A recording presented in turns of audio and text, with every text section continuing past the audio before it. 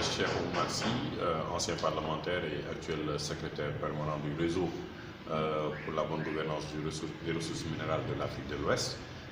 Aujourd'hui, il y a une rencontre sous-régionale, une table ronde sur les politiques publiques liées à la gestion du pétrole et du gaz. Nous avons des parlementaires de sa sous-région qui sont venus, du Burkina, de la Mauritanie et d'autres pays pour venir prendre part à cette rencontre-là et échanger aujourd'hui sur le suivi des politiques publiques sur la gestion du pétrole et du gaz, mais surtout harmoniser ensemble sur les décisions qu'ils peuvent prendre pour influencer, pour porter des lois, pour faire des plaidoyers en faveur des populations impactées et surtout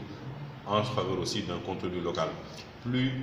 adapté aux entreprises nationales. Donc c'est vraiment une rencontre que l'on a initiée parce que c'est dans le calendrier même du réseau pour la bonne gouvernance des ressources minérales de l'Afrique de l'Ouest d'initier avec le nouveau Parlement qui vient d'installer des activités qui vont dans le sens de la bonne gouvernance des ressources minérales. Nous avons beaucoup de débats sur cette question-là. Nous avons le code pétrolier et gazier qui est en cours d'élaboration. Il faut que les parlementaires soient outillés, comprennent, soient accompagnés dans ce processus-là. Et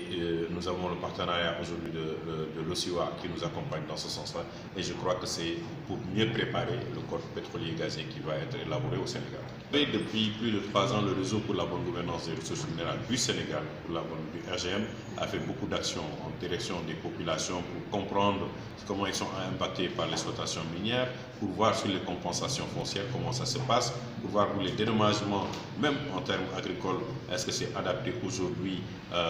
et comment les compagnies minières ou même une loi doit être prise pour mieux prendre en charge les populations. Sur la question de la responsabilité sociétale des entreprises, les parlementaires ont discuté avec beaucoup d'entreprises, fait des forums avec des populations pour voir comment harmoniser ces questions-là. Et donc, le réseau a vraiment eu une stature non seulement nationale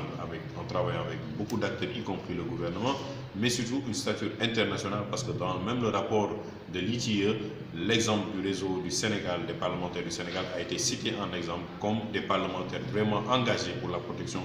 des ressources naturelles. Mais quand on parle de protection, ce n'est pas pour l'intérêt seulement du Sénégal, mais c'est pour l'intérêt même des populations qui doivent voir les retombées de cette exploitation-là dans leur vie économique et sociale quotidienne. Oui, c'est une étude qu'on a initiée et qui vraiment a été accompagnée, comme je le dis, par l'OSIWA et qui est importante parce qu'on a vu qu'aujourd'hui, beaucoup de conflits aujourd'hui dans les zones minières naissent vraiment des niveaux de compensation qui ne sont pas généralement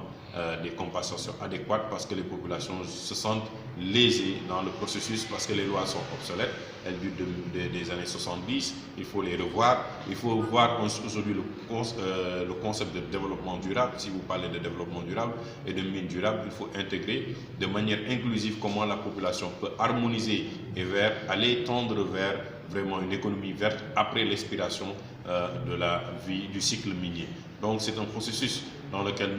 nous sommes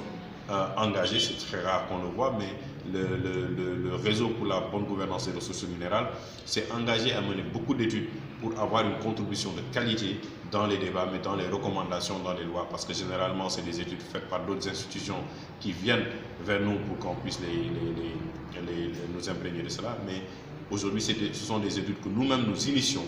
par rapport aux intérêts des populations. Et je crois que c'est important. Mais surtout, ce qui est plus important, c'est que le réseau est en train de préparer un film documentaire sur le dialogue des acteurs pour la bonne gouvernance des ressources minérales. Pourquoi? Parce qu'il y a beaucoup de débats. Il faudra vraiment avoir le sens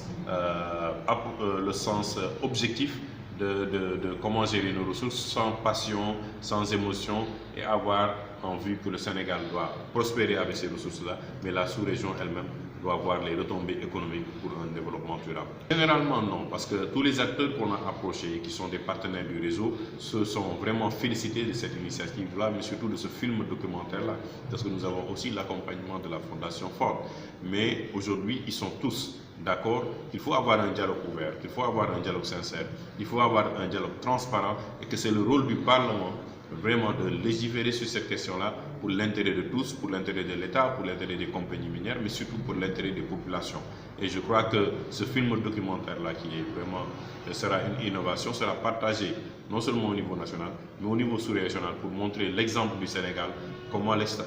Sénégal approcher la question des ressources minérales pour éviter tout ce qui est conflit, tout ce qui est vraiment malédiction des ressources, dans la gestion des ressources.